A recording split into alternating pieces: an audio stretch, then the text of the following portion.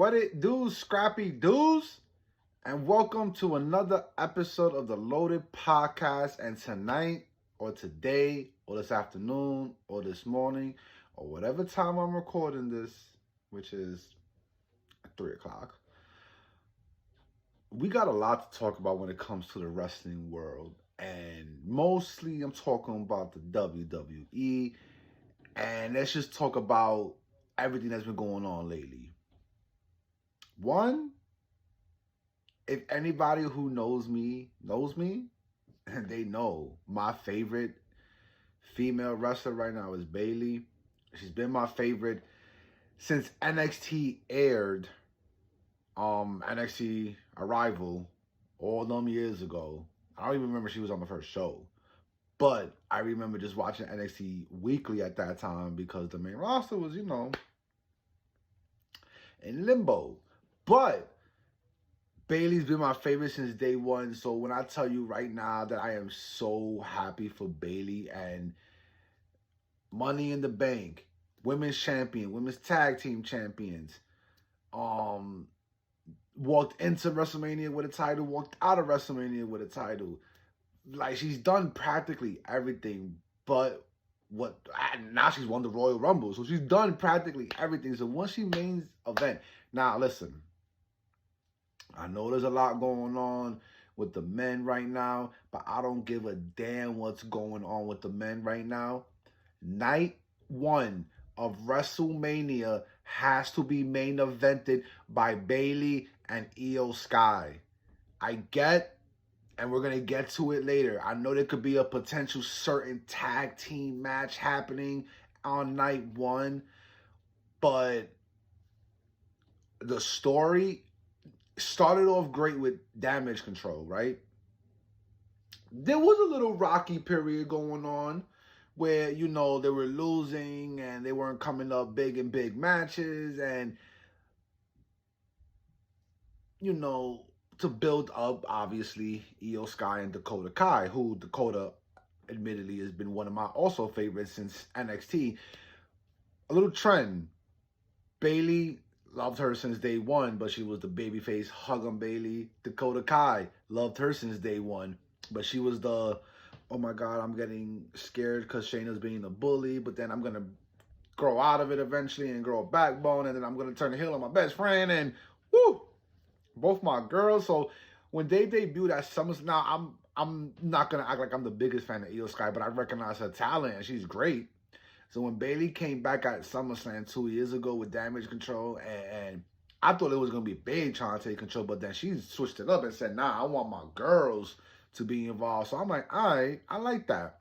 Fast forward, Io wins the title, Asuka and the returning Kairi Sane, and then adding the story that Bayley, which is true, took her out, and then she was gone from WWE. And then they win the tag team titles. We thinking this is all part of Bayley's plan. And then they set her up. Boom, boom, boom, boom, boom. Knock out Bayley. Psych, pipe, bomb. Knock her dumb the fuck out. And then last week on SmackDown, Dakota Kai comes back. Now, granted, Dakota's still up in the air for me. So I don't know exactly what's going to happen with Dakota. I hope Dakota turns on the Kabuki Warriors, because I don't think a certain somebody's going to come back to help Bayley, and we all know who we talking about with that certain someone that we want to come back to help Bayley, Miss Sasha Banks, aka, what's her name again? Monet. My bad. Yeah. So if we gotta prepare for Sasha to not come back, then Dakota is the best option right now, and maybe on the path to WrestleMania, we get a tag team match with Bayley and Dakota versus the Kabuki Warriors, and whoever wins. But I wouldn't mind seeing Bayley with the tag team titles and with the women's title. Bayley 2 belts. Ooh, that was a little sassy. Yeah. Let's go Bayley. She better main event WrestleMania night one. Second thing I want to quickly talk about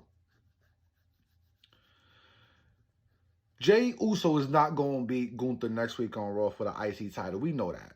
At least I am 99.9% sure that's not going to happen, because they're not going to end Gunther's title run on just a Raw.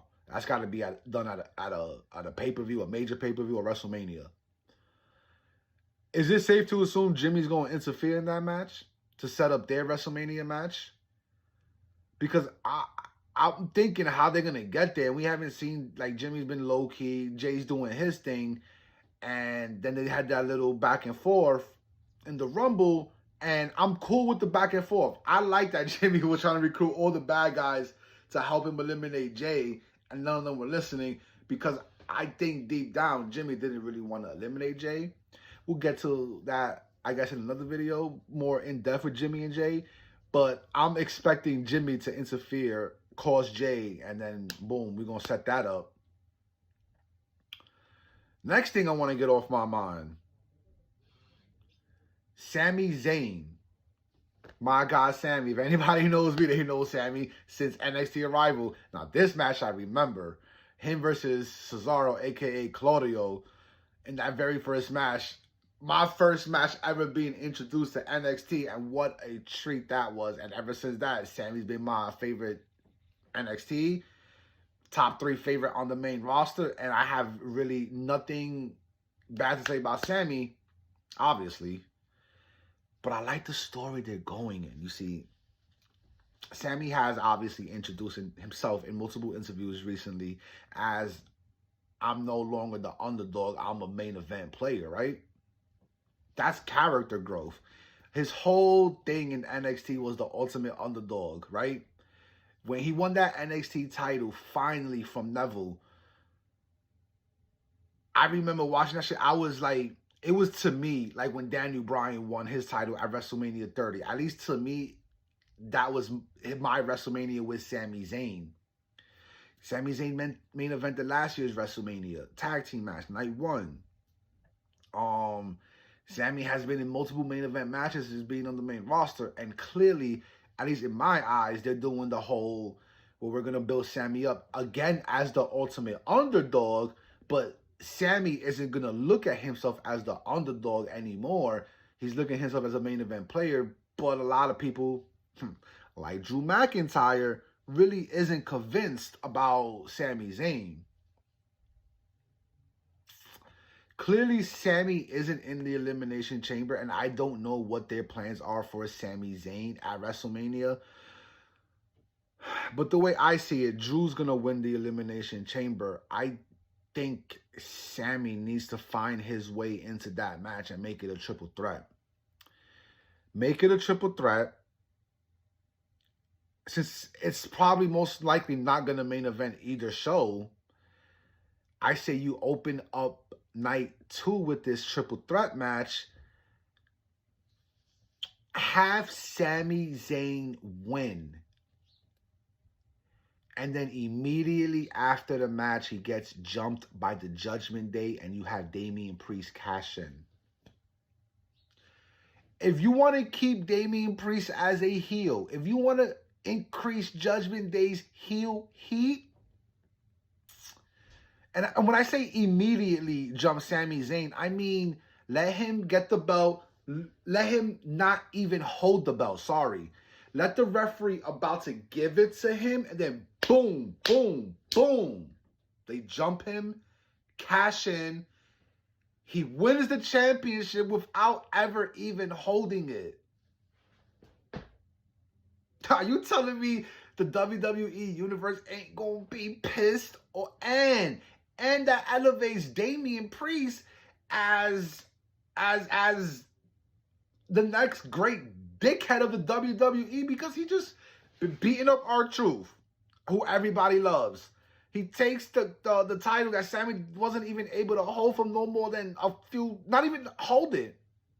Bro, that is what I would do. I don't know if it's going to happen. I doubt it. But that's my thoughts for today. I have plenty more, but that was just a quick little conversation between me and all of you people.